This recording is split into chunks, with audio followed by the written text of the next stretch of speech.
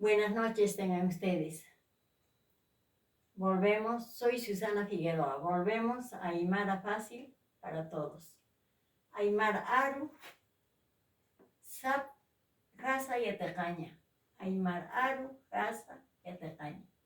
Repaso 60. Repaso de saludos. Arunta Siñana Karu, Kutjatañani. Arunta Siñana Karu, Kutjatañani. Saludos y respuestas. Sapa Mainisa, Arunt Ataptawa. Sapa Mainisa, Arunt Ataptawa. Sapa quiere decir cada uno. Estas dos palabras se traducen como cada uno en castellano. Cada uno de ustedes están saludados. Nanakaja Walisiptoa. Nosotros estamos bien. Nanakaja Walikisiptoa. Nanakaja Walikisiptoa. Nosotros estamos bien.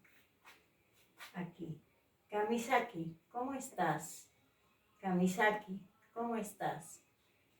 Respuesta. Waliki, bien. Waliki, bien.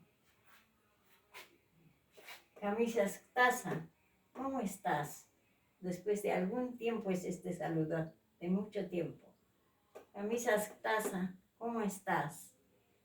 Respuesta. Waliki, estoy bien. Sería estoy bien, pero simplemente bien vale también. Camisa Siptaza. Camisa Siptaza. Camisa Siptaza. ¿Cómo están ustedes? Respuesta. Waliki Siptua. Waliki Siptua.